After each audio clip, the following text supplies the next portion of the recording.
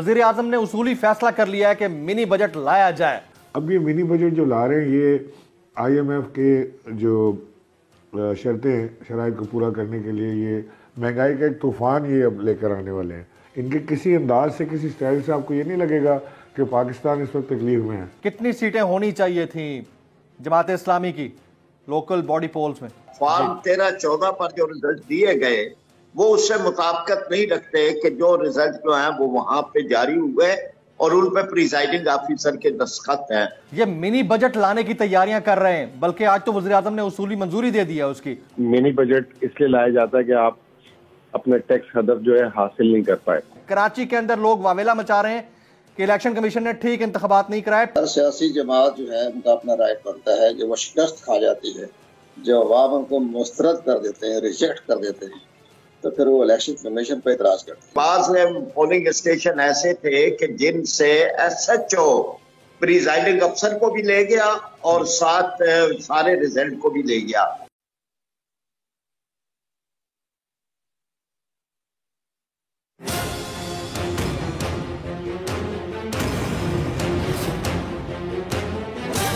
From the Islamabad studios of Bol Network, it's time for Jameel Farooqi on National Debate.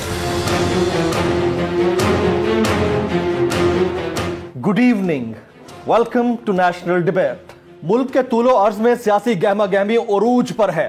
KPK, Punjab, Karachi, जहां पर भी आप देखें जोड़ तोड़ की सियासत चल रही है। एक गैर यकीनी की कैफियत ने इन्वेस्टर के लिए मसला खड़ा कर दिया है। अब तो वफाकी हुकूमत यह सोचने पर मजबूर हो गई है कि मिनी बजट लाया जाए, और खुद वज़ीर आज़म पाकिस्तान ने मिनी बजट को उसूली तौर पर मंजूर कर लिया है। इस मिनी बजट के अंदर क्या आने जा रहा है, आने वाले दिनों में महंगाई का मजीद बोझ अवामुन नास पर कितना पड़ेगा, और अगर बजट के अंदर जो कुछ कहा गया था या पेश किया गया था उसके असरात उतने ज्यादा नहीं थे तो मिनी बजट लाने की क्या जरूरत थी? आप 4 महीने और इंतजार कर लेते। अगर आपकी हुकूमत रहती है तो आप एक और बजट भी ला सकते हैं। क्या आईएमएफ की जानिब से हुकूमत के ऊपर इतना दबाव है कि वो मिनी बजट ला रहे हैं, या फिर मामला कुछ और है? पाकिस्तान के अंदर पैसे की कमी है, डॉलर की कमी है, रुपए की गिरावट में रोज बरोज इजाफा हो रहा है। इसहाक डार साहब मुल्क के अंदर जब से आए हैं ये यकीन दहानी कराई गई थी कि जो डॉलर है वो 200 रुपए तक का हो जाएगा, लेकिन आज भी नॉर्मल जो रेट डॉलर का ओपन मार्केट के अंदर है 230 तक जा चुका है, और वैसे एलसीज की अगर बात की जाए तो 270 275 तक भी नहीं मिल रहा है कहीं पर। इस तरह की सिचुएशन के अंदर क्या पाकिस्तान ये पॉलिटिकल बैकलैश बर्दाश्त करने की पोजीशन में है? और पॉलिटिकल बैकलैश से एसोसिएटेड है हमारी इकोनॉमी। अगर हम पॉलिटिकली इतने अनस्टेबल होंगे तो इकोनॉमी का क्या होगा? आज की नेशनल डिबेट में इसी पर बातचीत होगी। Agenda on the national debate पर बात करने से पहले हम बात करेंगे ट्रेंडिंग टुनाइट की। ट्रेंडिंग टुनाइट आज का हमारा हैशटैग है hashtag political crisis. Hashtag political crisis. मुझे जमील फारूकी कहते हैं। आप मेरा प्रोग्राम नेशनल डिबेट बोल न्यूज पर मुलाजा करते हैं। ऑन द डिबेट टुनाइट आज के हमारे मोअज़्ज़ज़ मेहमानान में शामिल हैं साबिक गवर्नर सिंध, पाकिस्तान तहरीक इंसाफ के कराची से सीजन्ड पॉलिटिशियन जनाब इमरान इस्माइल साहब प्रोग्राम के पहले हिस्से में मौजूद होंगे, जबकि दूसरे हिस्से में मुल्क के मारूफ माहिर मुआशियात जनाब मुजम्मिल असलम साहब, इसके अलावा नायब अमीर जमात इस्लामी डॉक्टर फरीद पराचा साहब और साबिक secretary election commission of Pakistan जनाब कंवर दिलशाद साहब हमें प्रोग्राम के दूसरे हिस्से में ज्वाइन करेंगे। मैं साबिक गवर्नर सिंध और पाकिस्तान तहरीक इंसाफ के कराची से सीजन पॉलिटिशियन जनाब इमरान इस्माइल साहब को प्रोग्राम के इस हिस्से में खुशामदीद कहता हूँ। इमरान साहब बहुत शुक्रिया आपके वक्त के लिए। हुकूमत मिनी बजट लाने की तैयारियां कर रही है, वजीर आजम ने उसूली फैसला कर लिया है कि मिनी बजट लाया जाए। Your initial comments on this sir? देखिए, बात यह है कि मिनी बजट तो हर रोज़ ही आ रहा है हमारे ऊपर। हम हर रोज़ कभी इसकी कीमत बढ़ गई, उसकी कीमत बढ़ गई, इंडस्ट्रीज क्लोजर पे पहुंच गई हैं। कल स्टेट बैंक के गवर्नर के साथ जो इंडस्ट्रियलिस्ट ने और सारों ने जो उनको बुला के उनके साथ जो सलूक किया, जो उनको अपनी रोदात सुनाई, रोना धोना सुनाया, वो अफसोसनाक चीज़ें हैं पाकिस्तान में। अब ये मिनी बजट जो ला रहे हैं ये आईएमएफ के जो शर्तें हैं, शराइत को पूरा करने के लिए ये महंगाई का एक तूफ़ान ये अब लेकर आने वाले हैं। और इस महंगाई के तूफ़ान के बाद जो लोगों की अभी रही सही कसर है, वो भी उनकी सकत है, जो उनकी कमर है वो टूट जानी है और वो परचेजिंग पावर इनके पास ख़त्म हो जाएगा। बिकॉज ये एक बहुत बड़ा महंगाई का तूफान लाने वाले हैं। इसमें पेट्रोल के ऊपर तकरीबन 150 रुपये बढ़ जाएगा, आटा, दाल, चीनी और ये सारी चीज़ें बड़ी महंगी हो जाएंगी।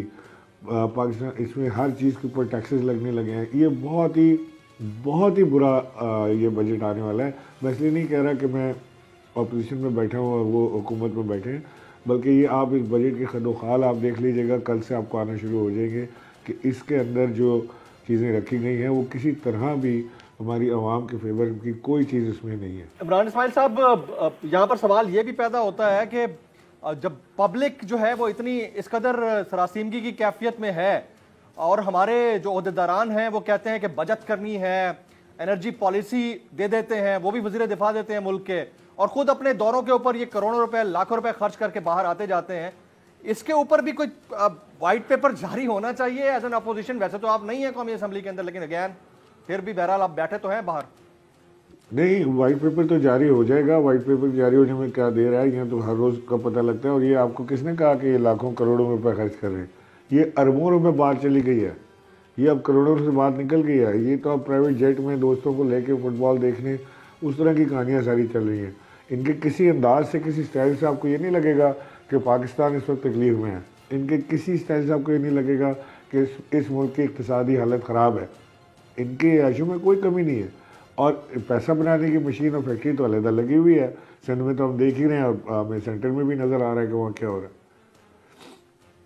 अब जरा कराची की बात कर लेते हैं। आप लोगों ने दोबारा से बल्दियाती इंतखाबात कराने का मुतालबा कर दिया है। वैसे तो ये उमूमी रवैया है कि जो जमातें हारती हैं वो इस तरह का मुतालबा करती हैं। आपकी सीटें, आपको नहीं लगता कि पीटीआई ने अच्छी खासी सीटें ली हैं? इतना काम नहीं था पीटीआई का कराची के अंदर। नहीं, पीटीआई ने अच्छी खासी सीटें तो ली हैं, लेकिन पीटीआई की सीटों को ज़ाया भी किया गया है। यानी हमारे पास 38 ऐसे फॉर्म 11 मौजूद हैं जिसके अंदर हम जीते हुए डिक्लेयर हुए और रिज़ल्ट उसके मुतरादिफ आया, और उसी को लेकर अली जैदी और दीगर हमारे दोस्त जो हैं वो डीसी ऑफिस और इलेक्शन कमीशन में जा रहे हैं। और वहाँ पर आपने देखा कल रात क्या हुआ कि इन्होंने तैयारी कर रखी थी, पत्थर और लाठियों से इन्होंने वहाँ पे लोगों को मारा पीटा है, पुलिस उनको प्रोटेक्ट करती है।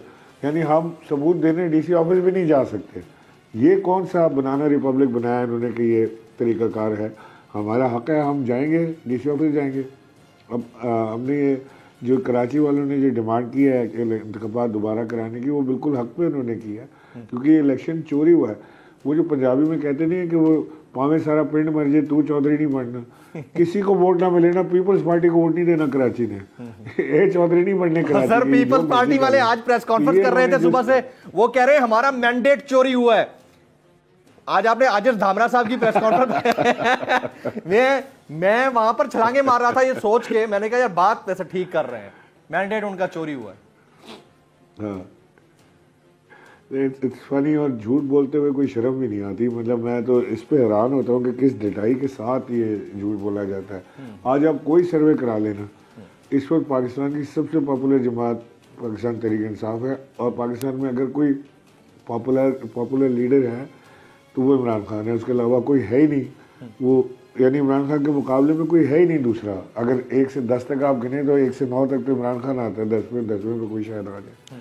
तो ये कह सकता है कि पॉपुलर एक लीडर हो और उसे वोट ना मिले। पब्लिक यहाँ पे रोडों पे हमें पकड़ के पूछती है कि जी कब इमरान खान को वापस ला रहे, हम इंतज़ार कर रहे हैं उनका। क्योंकि लोगों ने टेस्ट किया ना, इमरान खान के ज़माने में जो स्टॉक एक्सचेंज में लोगों ने पैसा कमाया है, जो फार्मर्स ने पैसा कमाया है, जो ट्रेडर्स ने पैसा कमाया, इंडस्ट्रियलिस्ट टेक्सटाइल वालों के पास टाइम नहीं था ऑर्डर लेने का, इतना उनके पास ऑर्डर आया हुआ था। लोगों ने, बिजनेसमैन ने पैसा बनाया, उसका ट्रिकल डाउन इफेक्ट लोगों नीचे तक आया। फिर इमरान खान ने जो सेहत सहूलत कार्ड, वो किसान कार्ड, वो स्टूडेंट के लिए कार्ड, वो सारों को जो इंटरेस्ट फ्री लोन्स, वो सारी चीज़ जो इमरान खान कर रहे थे वो तो सब बंद कर दी इन्होंने। वो अब लोग याद करते हैं कि वो हमारा लीडर, वो जो पाकिस्तान के लिए हमारे लिए सोचता था वो किधर। तो लोग इंतज़ार कर रहे हैं, उधर वो कह रहे हैं जी हमारा मैंडेट चोरी हो गया। अच्छा, अब ये बताएं ना कि आप लोगों ने तो वैसे वेलकम कह दिया है, साथ ये कहा कि आप जमात इस्लामी को सपोर्ट करते हैं। आपको लगता है कि आपका कलेक्टिव मेयर बन पाएगा दोनों जमातों का, जमात इस्लामी एंड पीटीआई? क्योंकि उधर से भी आपको पता है अभी एंड नहीं हुआ, असल काम तो अब शुरू हुआ है जोड़ तोड़ का, हॉर्स ट्रेडिंग इसी को तो कहते हैं। हम कोई हुकूमत इसमें लोकल गवर्नमेंट का हिस्सा बनने के लिए तैयार नहीं है, ना ही हमें कोई मेयर बनाना है, ना ही हमने कोई और काम वहाँ पे करना है। हम अपना अपोजिशन का रोल अदा करेंगे उसके अंदर बैठ के, और जो भी होगा फिर उसे देखेंगे। अभी तक तो मेरे इल्म में नहीं है कि जमात ने कोई इस तरह की बात की है कि उनको हमारी सपोर्ट की जरूरत है। जब वो बात करेंगे तो नहीं, जमात ने बात नहीं की है, लेकिन आप लोगों ने बात जरूर की थी कि आप जो है जमात इस्लामी को सपोर्ट करेंगे अगर आपको साझा बर्तरी नहीं मिलेगी। ये 2 दिन पहले की खबर थी। फिर मेरे शो पे अमीर जमात इस्लामी कराची हाफिज नईमुर रहमान ने वेलकम किया था कि अगर हमें जरूरत पड़ी तो हम उनको यकीनन हम उनकी सपोर्ट लेंगे, ये उन्होंने कहा था मेरे शो पे। ज़रूरत तो खैर पड़ेगी उनको, क्योंकि बगैर ज़रूरत के तो वो बगैर हमारे बन नहीं सकते। तो लेकिन अभी तक कोई फॉर्मली ऐसी बातचीत शुरू हुई नहीं है, लेकिन होगी तो उसको देख लेंगे। हमारी पार्टी में कई लोगों का ये ख्याल है कि हमें जमात इस्लामी को सपोर्ट दे देनी चाहिए। कई लोगों का ये ख्याल है कि जमात इस्लामी को सपोर्ट नहीं देनी चाहिए, दे देनी चाहिए। आप जरा फेडरेशन की बात करते हैं सर। 35 इस्तीफे बैठे बिठाए आप लोगों के कबूल कर लिए गए और इलेक्शन कमीशन ने डी नोटिफाई कर दिया। आपका एक ही कैंडिडेट इमरान खान साहब वहां से कंटेस्ट करेंगे। पहले क्यों बता देते हैं आप लोग कि हम वोट ऑफ कॉन्फिडेंस ले सकते हैं? हमारे प्रेसिडेंट साहब जो है वो कह सकते हैं वजीर आजम को कि वोट ऑफ कॉन्फिडेंस ले। नहीं, वोट ऑफ कॉन्फिडेंस तो अभी भी ले सकते हैं, वो तो प्रेसिडेंट साहब अब भी कह सकते हैं, सारों को नोटिफाई कर दें तब भी हो सकता है, वो तो उसमें तो कोई आर नहीं है। यहाँ प्रॉब्लम यह है कि पहले ये रोते रहे कि जी आप असेंबली आए वहाँ आके बात करें। हमने असेंबली का रोक किया तो ये वहाँ से असेंबली से भाग गए। ये हर जगह इमरान खान से भागते हैं, जो मर्जी आप कर लेना। जय इमरान खान जैसे कोई अपने नई चीज़ बताएगा कि जी मैं अब हम ये करने लगे हैं, अब हम असेंबली वापस जा रहे हैं, ये असेंबली में ताला लगा के भाग गए थे। पहले स्पीकर भाग गए थे, जब हम इस्तीफे देने गए स्पीकर भाग गए, वो उन्होंने इस्तीफे कबूल नहीं किए। अब हमने कहा हम असेंबली वापस आ रहे हैं, तो अब उन्होंने असेंबली का इजलास ही पोस्टपोन कर दिया। हमारे 35 लोगों के इस्तीफे किस बेसिस पे कबूल किए इन 35 के, और बाकी 125 के क्यों नहीं कबूल किए, वो मुझे बता दें कि जी ये हमारा क्राइटेरिया है जिसके ऊपर ये पूरे नहीं उतरते। वो कमाल है, वो अपनी मर्जी से किए चले जा रहे हैं, जो जिस तरह भी ये कर लें। ऑपोजिशन लीडर आज भी पाकिस्तान तहरीक इंसाफ का ही बनता है। अभी भी हम 75 लोगों का कल कंफ्यूजन बड़ी अजीब सी कंफ्यूजन है ना, नहीं आती। कभी आप लोग पिछले 8 महीने से ये कहते हैं कि हमने असेंबली में वापस नहीं जाना, आज आप ये क्लेम करते हैं कि अपोजिशन लीडर आप लोगों का बनता है, जो कि उसूलन बनता भी है। असेंबली में वापस नहीं जाना या अपोजिशन लीडर बनाना है, दोनों में से कोई एक चीज तय तो कर लेना इमरान इस्माइल साहब। मैं जमील आपको एक चीज बिल्कुल सिंपल एक क्लियर चीज बता दूं, शायद उससे हमारे लोगों को भी समझ में आ जाएगी बात। जी प्लीज। इमरान खान का हर इकदाम, हर फैसला सिर्फ एक तरफ ले जा रहा है, वो है आम इंतखाबात। पंजाब की असेंबली डिसॉल्व करना, आम इंतखाबात की तरफ जाना। केपी की असेंबली डिसॉल्व करना, आम इंतखाबात की तरफ जाना। इमरान खान का हर सीट पे इलेक्शन लड़ना, आम इंतखाबात की तरफ ले जाना। इमरान खान का ये फैसला कि हमें अपोजिशन लीडर चाहिए, वो सिर्फ इसलिए है कि जो इंटरिम गवर्नमेंट बनेगी उसमें ये मन पसंदीदा शख्स को प्राइम मिनिस्टर ना बना लें, कैबिनेट ना बना लें, बल्कि हमारी मुशावरत के साथ बनना चाहिए। इसके अलावा हमारा कोई मोटिव नहीं है। हमने कोई बिल साइन करने असेंबली नहीं जाना, हमने कोई असेंबली में नया मूव नहीं करना, हमने कोई नैब कवानीन के खिलाफ या उसके फेवर में असेंबली नहीं जाना। हमने 1 पॉइंट इंटरिम गवर्नमेंट में प्राइम मिनिस्टर जो है वो पाकिस्तान तहरीक इंसाफ की मुशावरत से बनना चाहिए, दैट्स ऑल। और इंटरिम गवर्नमेंट की तरफ पुश करने के लिए ये सारा काम किया जा रहा है। आप लोगों का तो 1 पॉइंट एजेंडा हो गया ना कि खान साहब कुछ भी कर ले, वो आम इंतखाबात चाहते हैं, लेकिन उधर वाली पार्टी का भी 1 पॉइंट एजेंडा है कि खान साहब कुछ भी कर ले, हमने इंतखाबात नहीं कराने हमने इंतखाबात नहीं कराने। तो फिर आप उसका काउंटर भी कुछ निकाले ना। इनकी तो इनकी सियासी मौत है इंतखाबात। अगर इंतखाबात हो जाएं तो खान साहब ने इनको उड़ा के बाहर फेंक देना है सरीना से। ये सरीना के प्लेयर ही नहीं है, ये तो किसी और के ठेके पे यहाँ पे चल रहे हैं। अगर ये आज यहाँ से बाहर निकल जाए, इंतखाब के लिए आ जाए, तो ये तो फारिग हो जाएंगे। इनकी तो सियासी मौत है, तो इन्हें तो इंतखाबात नहीं कराने अनलेस आप इनको प्रेशर देंगे, पुश करेंगे, तो ये सारी चीजें होंगी। इमरान साहब कदा कलामी की माजत, आपके नॉलेज में कोई खबर आई है? मैंने वैसे उड़ती सुनी है मेरे पास कोई ऑथेंटिक इंफॉर्मेशन नहीं है कि नून लीग के अंदर भी मरियम नवाज साहिबा की एक खास पोजीशन पर वापसी के हवाले से दरार पैदा हुई है और एक नया ग्रुप जन्म ले रहा है PMLN, शीन और नून के अलावा। आपके पास है कोई इतलात ऐसी? जी, मैंने भी ये बात सुनी है जिसमें शायद खाकान अब्बासी का और मुफ्ती इस्माइल का नाम सर फहरिस्त आ रहा है कि वो दोनों काफ़ी सरगर्म हैं।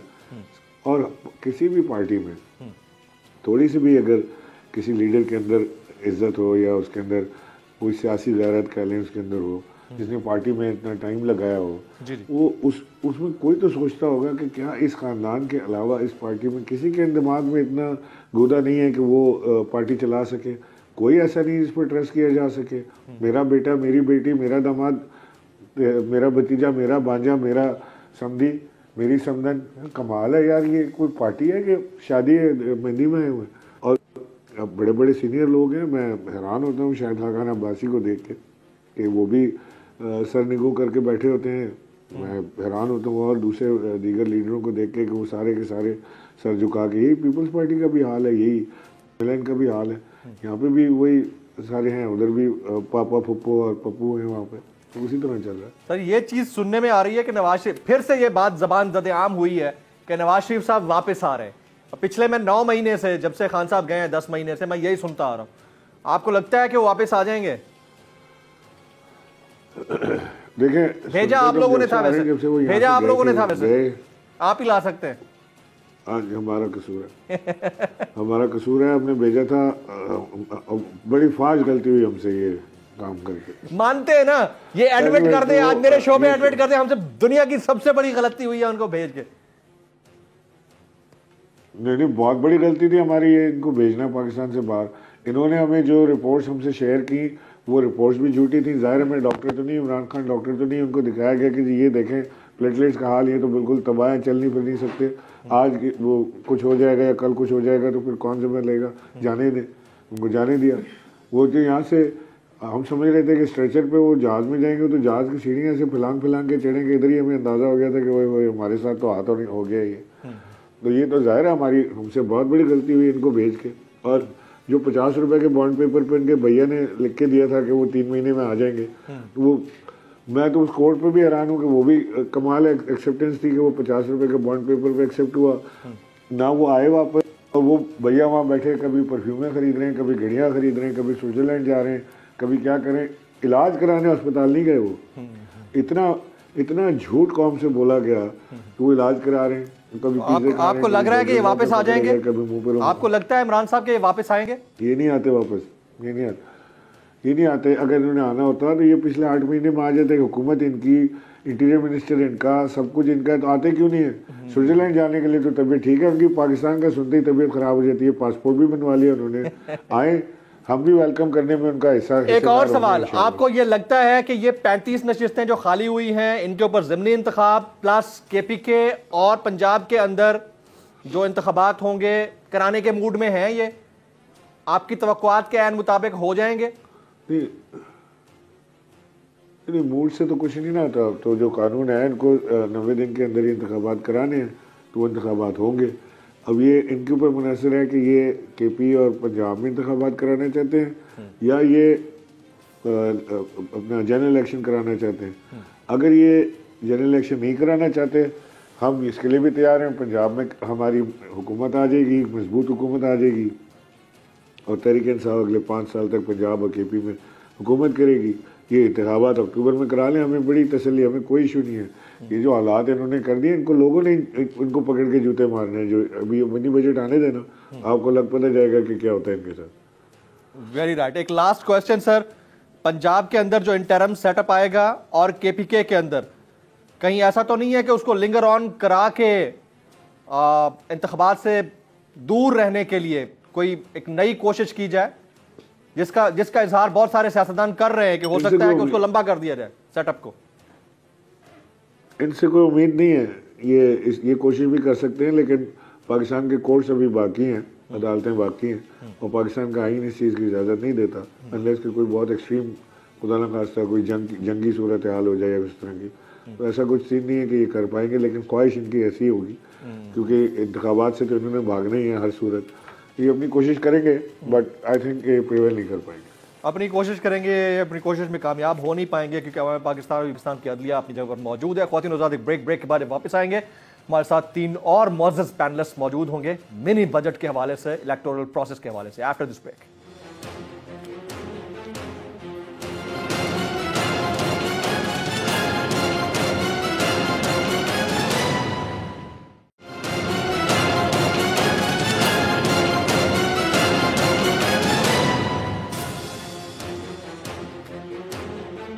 Welcome back. प्रोग्राम के इस हिस्से में मैं दीगर मौजूद मेहमानों को खुश आमदीद कहता हूं। डॉक्टर फरीद पराचा साहब से मेरा पहला सवाल होगा। डॉक्टर साहब, मुल्क के अंदर एक क्यास की कैफियत है, मिनी बजट लाने की तैयारियां की जा रही हैं।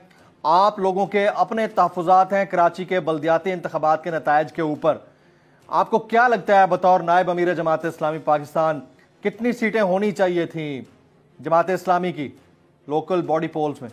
तहफ़्फ़ुज़ात तो हमारे सिर्फ कराची के हालात पर ही नहीं है, महंगाई पर भी है, बदअमनी पर भी है, कर्जों की मईशत पर भी है, बढ़ते हुए जो एक इंतशार है सियासी उसके पर भी है।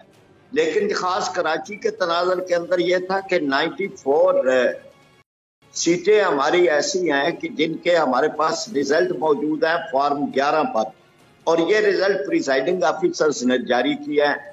अब उन रिजल्ट को बाद में आरओज़ के दफ्तर के अंदर तब्दील किया गया।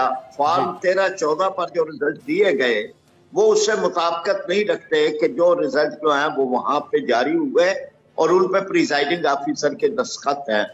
तो इसलिए हमारी तरफ से जो भी है वो एक कानूनी बात है। इलेक्शन कमीशन से हम मुखातिब हैं, हम उनको ही कहते हैं, और चुनाचे हमारी जो बात थी उसको अमली शक्ल यूं मिली कि पहले हमारी 86 सीटें थी, फिर उसके बाद 3 और जो है वो सीटें वो हमारी बढ़ाई गई और पीपल्स पार्टी की जो पहले दी गई थी वो कम हुई। तो गोया के जो हमने मौक़िफ़ इख्तियार किया था वो अमलन आ गया सामने कि वाकई कोई तब्दीली थी, और उस तब्दीली की रोशनी के अंदर हमारी 3 सीटें बढ़ी और अब हमारी 89 सीटें हैं। हम अब भी कहते हैं कि मजीद भी आप देखें और जो प्रिजाइडिंग ऑफिसर ने जारी किया है उसको बरकरार रखें। Very right. डॉक्टर साहब साथ रहिएगा। मैं मुजम्मिल असलम साहब, पाकिस्तान के मारूफ इकोनॉमिस्ट हमारे साथ मौजूद हैं। मुजम्मिल असलम साहब, बहुत शुक्रिया आपके वक्त के लिए। ये मिनी बजट लाने की तैयारियां कर रहे हैं, बल्कि आज तो वज़ीर आज़म ने उसूली मंजूरी दे दी है उसकी। इसका कितना सीरियस इंपैक्ट होगा एक आम आदमी के ऊपर? लेकिन पहली बात तो ये कि मिनी बजट इसलिए लाया जाता है कि आप अपना टैक्स हदफ जो है हासिल नहीं कर पाए। तो हुकूमत जो है अपना टैक्स बजट हासिल नहीं कर पा रही और अब वो जो है मजीद उसने टैक्स लगाने का इरादा किया।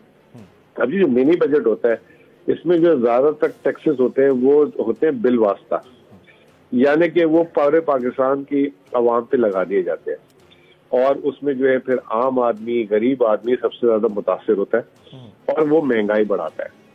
हालांकि जो हमें टैक्सेस लेने की जरूरत है वो आपके सामने है। एक्सपोर्टर्स को 100 अरब रुपए के इन्होंने जो है मुराद दे दी, सब्सिडीज दे दी। रिटेलर्स पे टैक्स लगा था वो वापस ले लिया। मुराद याफ्ता जो ज़राअत में लोग हैं उनसे टैक्स नहीं लेते, बड़े बड़े लोगों से टैक्स नहीं लेते।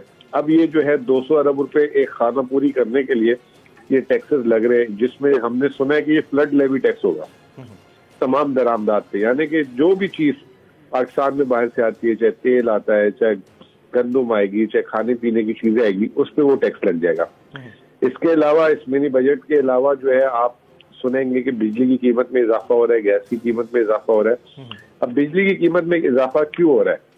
वो इसलिए हो रहा है कि जब पीटीआई हुकूमत छोड़ के गई थी तो 93% बिलिंग थी, अब वो कम होकर 81-82% हो गई है।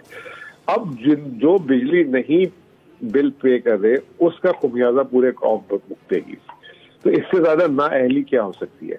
तो ये जो है आने वाले दिन जो है बहुत ही मुतासिर कौन होंगे और एक आम आदमी जो इस वक्त फिलहाल जो पाकिस्तान में सिर्फ महंगाई से नहीं लड़ रहा, अपनी गिरती आमदनी से भी लड़ रहा है। आपके सामने कराची में जो हालात हुए हैं, कल स्टेट बैंक गवर्नर के साथ जो रवैया इख्तियार किया है चैम्बर वालों ने, पहली दफा देखा है कि ताजिर जो है, ये बिजनेसमैन जो है, बिजली और टैक्स के अलावा भी बाहर निकला है।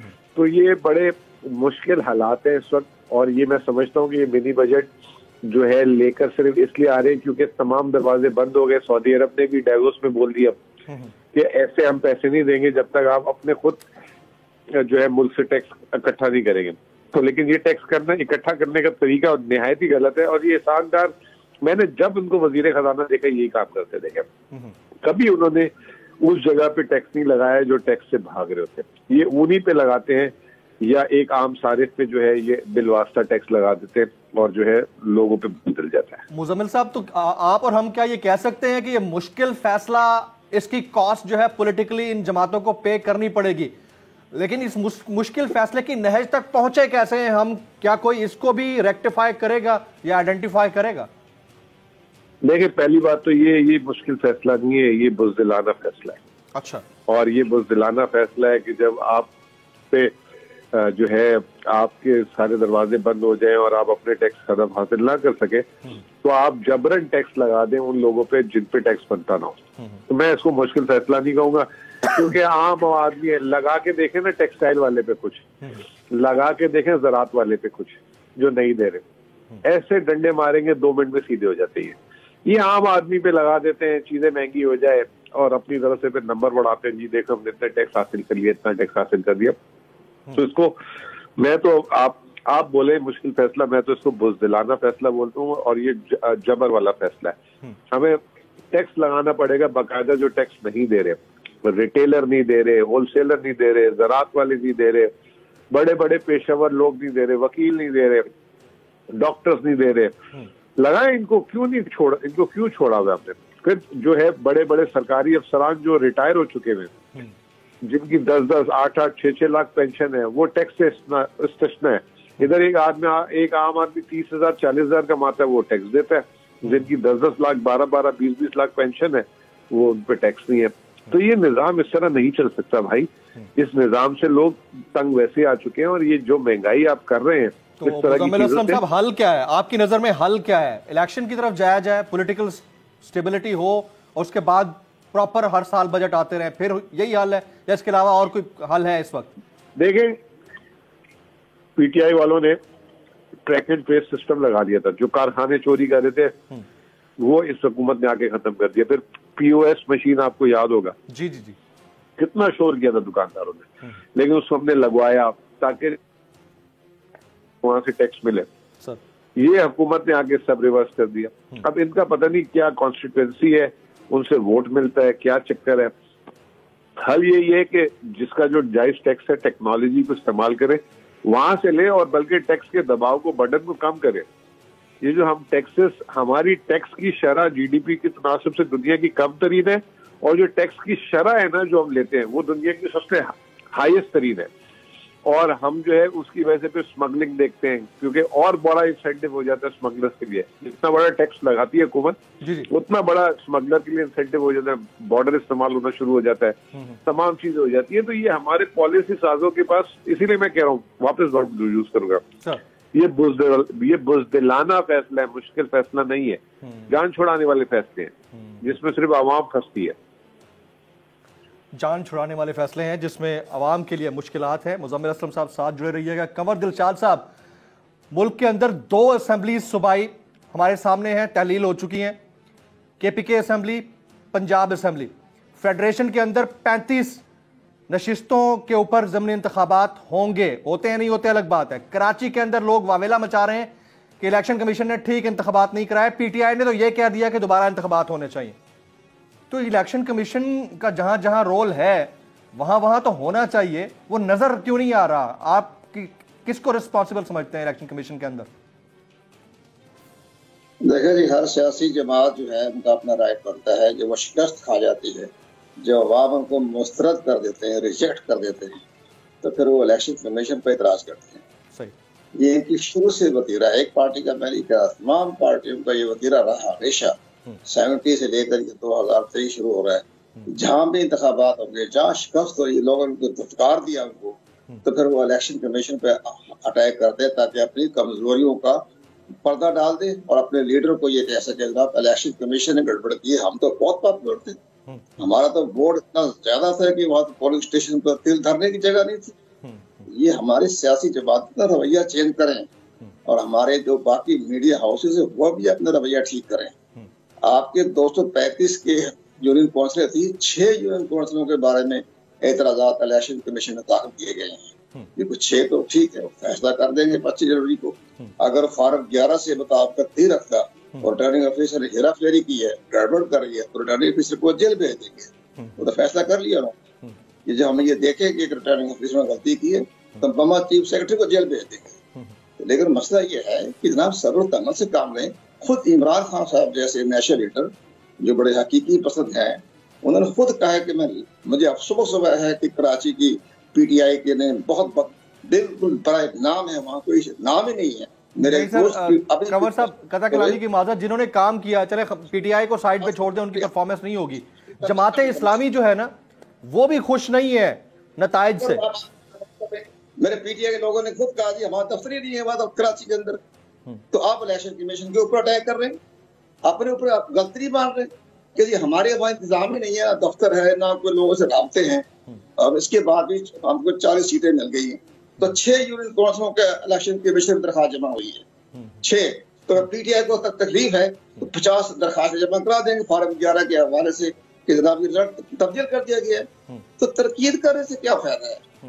ये बात मैं कहना चाहता हूँ, इसलिए कह रहा हूँ कि ये बाकायदा इलेक्शन जो भी हुए आज तक किसी ने नहीं तस्लीम की है। इलेक्शन पूरे इलेक्शन जो है हमेशा सियासी पार्टियां, हारने वाली पार्टियां शिकस्त मानती ही नहीं है वो।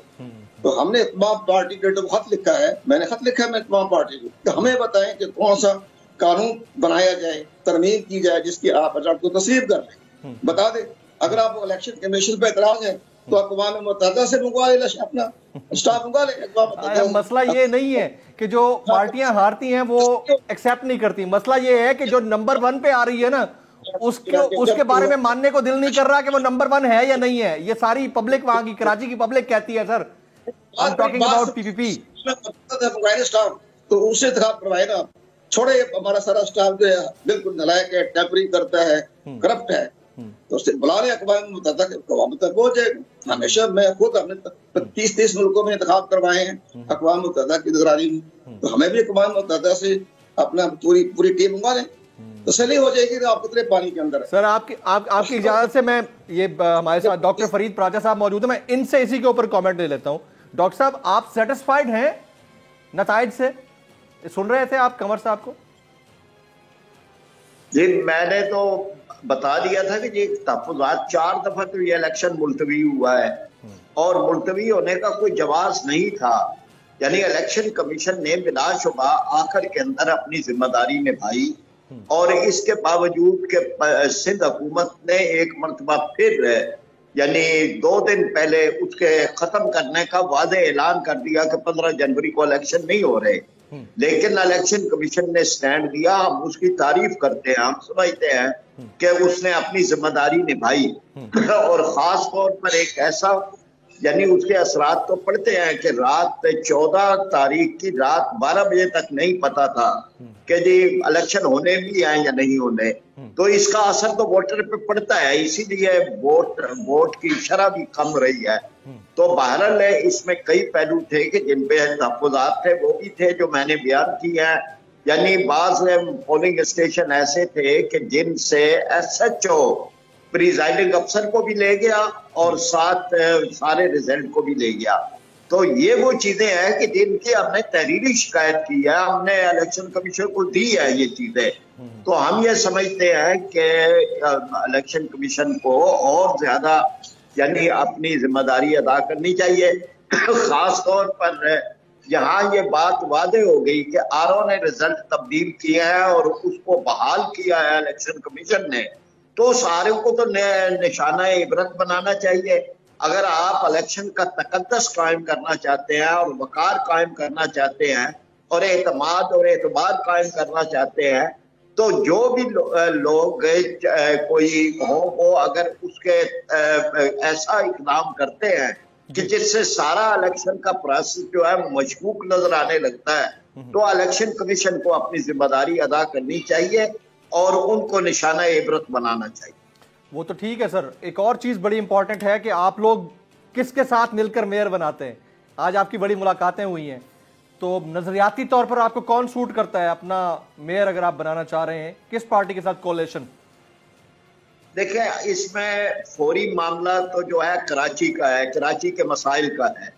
ये मुल्क की नजरियाती यानी उस तरह से नहीं है, लेकिन बहरहाल जब हम देखेंगे और हमारी आमला की मीटिंग भी हो रही है 23 तारीख को, तो सारे पहलुओं को मद्देनजर रखेंगे। उन पहलुओं के साथ हम यानी इस चीज को लेके आएंगे कि उनको यानी हम किस तरह से कराची को, कराची के बारे में अपने मंशूर को किस तरह ज्यादा से ज्यादा बेहतर कर सकते हैं। Very right. नायब अमीर जमात इस्लामी पाकिस्तान जनाब डॉक्टर फरीद पराचा साहब, आपका बहुत बहुत शुक्रिया। अमल असलम साहब टेलीफोन पर जुड़े हुए थे, उन्होंने कहा कि ये बुज़दिलाना हरकत है मिनी बजट लाने की, ये मुश्किल फैसला नहीं है, बुज़दिलाना फैसला है। और के साथ साथ कंवर दिलशाद साहब ने कहा कि इलेक्शन के बाद हारने वाली जमातें हमेशा से नताइज के ऊपर एतराज़ात करती रहती हैं। मामलात बहरहाल वैसे ही हैं, मिनी बजट की तरफ जा रहे हैं। अल्लाह करे कि अवामुन्नास जो रिलीफ की तवक्को लिए बैठे हैं उनको मिले। आज की नेशनल डिबेट से इतना ही। जमील फारूकी को याद दीजिएगा।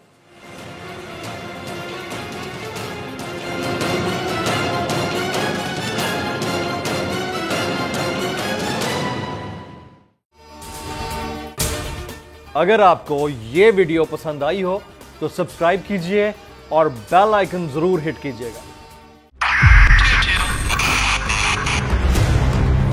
2022 बहुत सारे तोहफे भी देखे गया पाकिस्तान की आवाम को। पाकिस्तान की आवाम को एक तोहफा ये दिया कि आवाम को पता चल गया कि पाकिस्तान का मीडिया क्या है। साल 2022 में सबसे ज्यादा देखे जाने वाला चैनल बोल न्यूज रहा नंबर 1। हमने बहुत सारे शोज और ट्रांसमिशंस की, पूरा साल मुसलसल जदोजहद में निकल गया कि ये वोट ऑफ कॉन्फिडेंस के पीछे कौन लोग थे। तोड़े रेटिंग के सभी रिकॉर्ड। सोशल मीडिया पर भी सबसे ज्यादा तेजी से 2.4 बिलियन व्यूज का संगे मील अबूर किया। एंकर्स को भी आवाम में सबसे ज्यादा मकबूलियत मिली और सोशल मीडिया पर भी बोल रहा सब पर भारी। सब्सक्राइब करें और बेल दबाएं ताकि कोई खबर रह न जाए।